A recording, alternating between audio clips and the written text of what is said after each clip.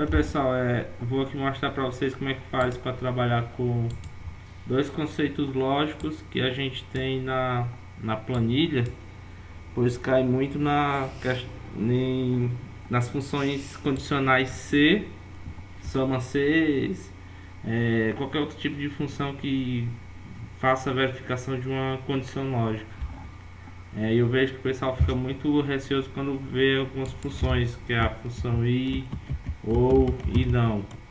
Então, basicamente, não precisa ser complexo o entendimento dessas três funções. Basicamente, elas são para se trabalhar com átomos proposicionais, e esses átomos são proposições que a gente pode avaliar como verdadeiro ou falso. Então, vocês considerem aqui, certo? Vou falar sobre primeiramente a conjunção, onde eu tenho dois átomos proposicionais e eu tenho P e Q, que são o noivo está na igreja e que a noiva está na igreja. E eu vou aplicar uma conjunção nesses dois átomos. Bom, basicamente a regra da conjunção nos diz que a função, no caso do P e Q, vai resultar em verdadeiro quando todos os átomos forem verdadeiros. Ou seja, somente nesse caso aqui é para ser verdadeiro, o restante é para ser todos falsos. Então, para tentar entender melhor como é que funciona isso, olha, eu tenho aqui a proposição P, a proposição Q, e eu vou então conjugar P e Q. Então vocês reparam o seguinte, olha, o resultado de P e Q deve produzir em vocês um resultado como se fosse ocorrer o casamento. Então, o que é necessário para que um casamento ocorra? Então, é necessário que o noivo está na igreja seja verdadeiro e que a noiva esteja na igreja é verdadeiro. Ou seja, se o noivo está na igreja, mas a noiva não está na igreja, então não tem condições de ter casamento. Ou se o noivo não está na igreja, mas a noiva está, então não tem como ter casamento. E se nenhum dos dois está na igreja, então não tem casamento. Então, tanto no Excel como no cálculo, ele utiliza essa função, a função E, onde você indica, tá certo? Olha só, ele vai receber diversos valores, são diversos átomos proposicionais, certo?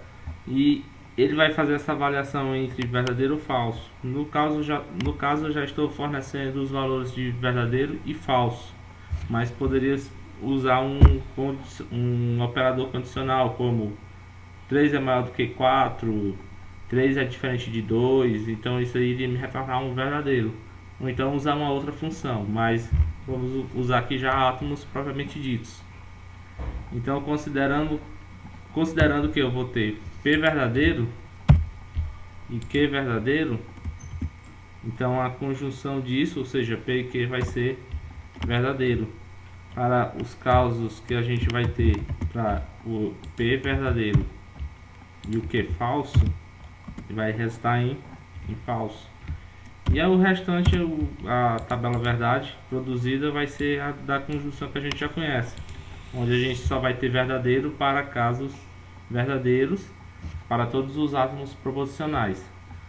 Agora, para disjunção já é diferente.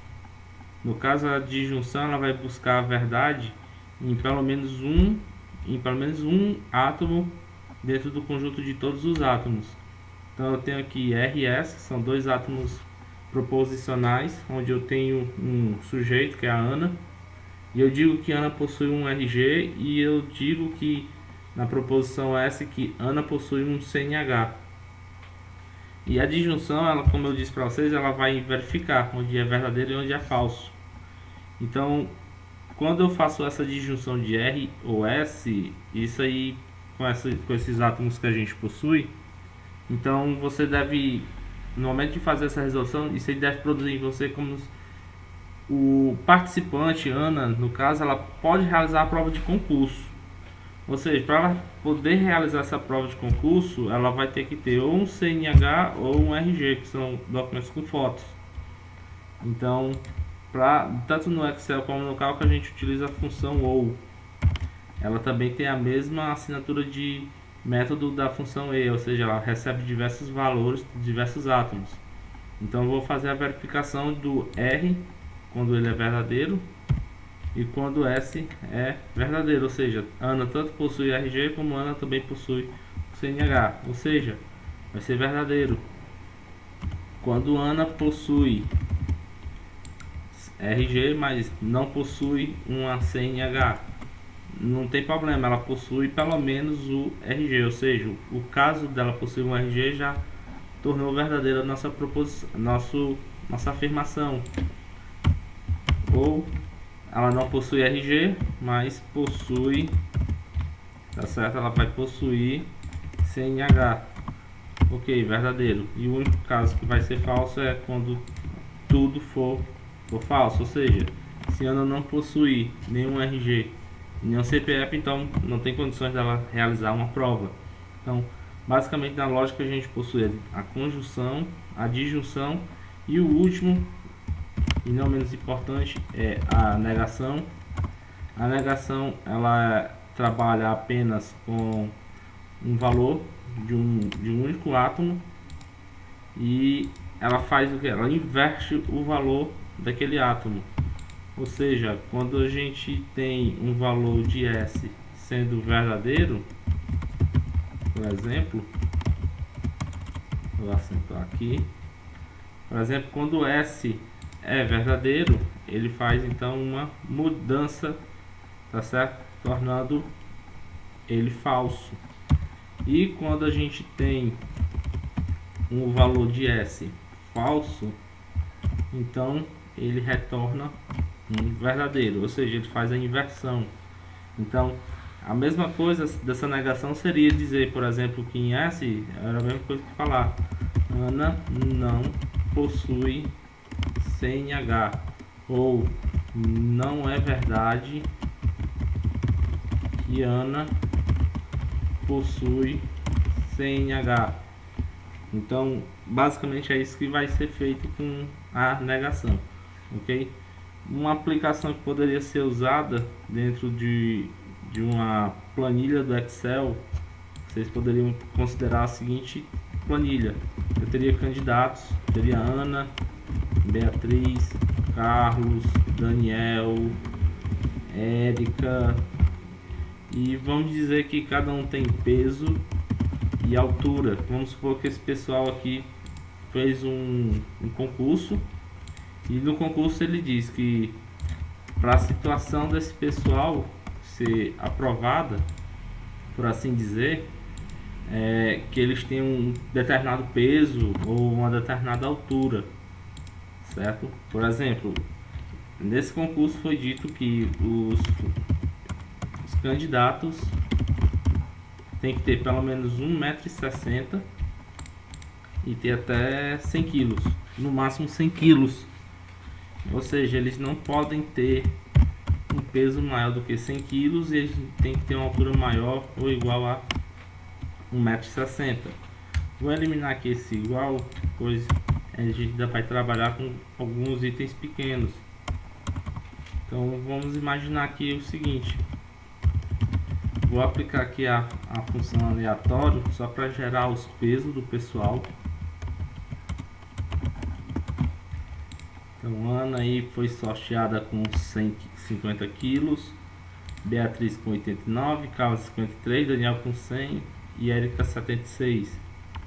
Vou colocar aqui o Daniel com 110 de altura, de peso. E eu vou usar a mesma função. Eu não quero digitar essas peso e altura. Então eu quero que que a planilha vai gerar para mim altura entre 1,50 m e 1,90 m. Vou adicionar aqui as casas decimais. Vou ver aqui qual foi o problema. Vamos lá, aí na manual mesmo. Tem 1,87 m. Sim, está fazendo um arredondamento. Então tem 1,54 m, 64 e 1,74 m. Vou só adicionar mais uma casa decimal. Então vamos ver aqui qual é a situação dessas pessoas. Ou seja, a pessoa tem que ter um peso menor, né? A situação tem que ser a situação E. Então, nesse caso, que é uma conjunção, a pessoa, para ser aprovada, ou seja, onde for o verdadeiro é como se fosse o aprovado, e o falso é como se fosse o reprovado. Então ele tem que ter esses padrões. Então, por exemplo, Ana, ela tem que ter peso menor do que 100 e a altura dela tem que ser maior ou igual, maior do que 1,60 m. Então, vamos verificar. Olha só. Ana tem peso menor do que 100, ou seja, Ana tem 50 quilos.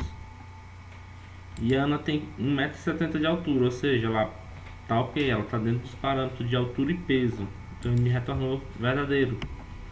Vou então aplicar aqui de novo para essa pessoa, que é a Beatriz. Olha só, ela tem o peso. Vou verificar se o peso dela é menor do que 100 e se a altura dela é maior do que 1,60 m. Retornou falso. Por que ele me retornou falso? Bom, Beatriz atende o padrão de peso, mas ela não obedece o padrão de altura. Então eu poderia usar isso aqui numa função se, por exemplo, e a partir dessa conclusão que eu obtive do eu dizer, em vez de verdadeiro ou falso, ser aprovada ou reprovado, certo? Ou remanescente, ou então qualquer outro tipo de resultado. Então, para essa situação, esses candidatos, Beatriz e Daniel, eles estariam fora do concurso, ok? Vou mostrar agora uma função se e a função soma-se.